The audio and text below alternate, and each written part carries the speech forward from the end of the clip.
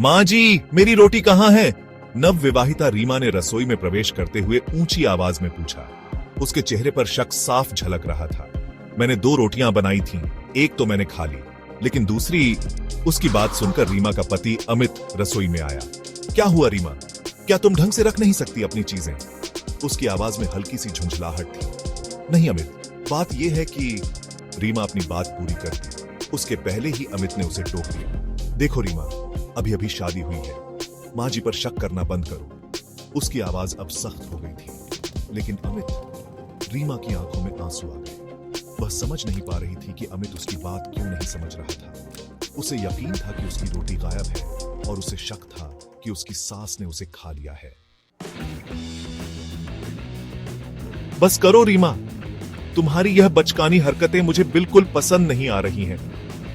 अमित की आवाज गुस्से से भर गई थी। उसे समझ नहीं आ रहा था कि रीमा इतनी छोटी सी बात पर इतना बड़ा बवाल क्यों कर रही है। लेकिन अमित, रीमा की बात पूरी होने से पहले ही अमित ने अपना आपा खो दिया। उसने गुस्से में रीमा के गाल पर एक जोरदार थप्पड़ जड़ दिया।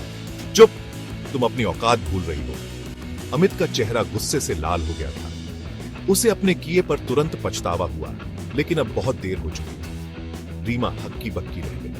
उसे विश्वास नहीं हो रहा था कि अमित ने उसे थप्पड़ मारा है। उसके गाल पर जलन हो रही थी, लेकिन उससे कहीं ज्यादा पीड़ा उसे अपने दिल में हो रही थी। उसने कभी नहीं सोचा था कि अमित उस पर हाथ उठाएगा। रीमा का गला रुंध गया। वह बिना कुछ कहे अपने कमरे में चली गई और दरवाजा जोर से बंद कर लिया। उसके आंसू अब बेतहाशा बह रहे थे। वह अपने आप को बहुत अपमानित महसूस कर रही थी। थोड़ी देर बाद उसने अपना एक छोटा सा बैग पैक किया और कमरे से बाहर निकल आई। उसकी आंखें अब भी लाल थीं, लेकिन चेहरे पर एक अजीब सा सुकून था। उसने फैसला कर लिया था कि वह अब इस घर में नहीं रहेगी। अमित ने जब रीमा को बैग लिए देखा तो वह समझ गया कि मामला बिगड़ गया है। रीमा, कहां जा रही हो? उसने घबराकर पूछा। जहां मुझे इज्जत मिले। रीमा ने बिना उसकी तरफ देखे जवाब दिया।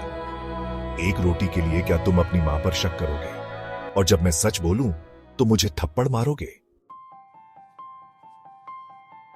रीमा का सवाल सुनकर अमित स्तब्ध रह गया।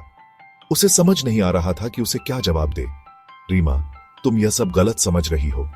वह अपनी बात पूरी करता, उसके पहले ही रीमा ने उसे रोक दिया। नहीं अमित, मैं कुछ भी गलत नहीं समझ रही हूं। तुमने मुझे साफ साफ दिखा दिया है कि तुम्हारे लिए तुम्हारी मां से बढ़कर कोई नहीं है। रीमा की आवाज में दर्द साफ झलक रहा था। नहीं रीमा, ऐसा नहीं है, अमित ने गिड़गिड़ाते हुए कहा। तुम मेरी पत्नी हो, मेरी जिंदगी हो, लेकिन तुम मां को नहीं जानती। अमित ने एक गहरी सांस ली और अपनी मां की कहानी सुनानी शुरू की। जब मैं छोटा था तब पिताजी नहीं रहे। मां ने बहुत मुश्किलों में मुझे पाला पोसा।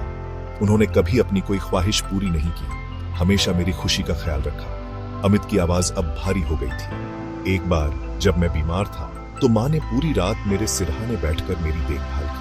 उन्होंने खुद भूखे रहकर मुझे खाना खिलाया। मां ने अपनी पूरी जिंदगी मेरी खुशी के लिए कुर्बान कर दी।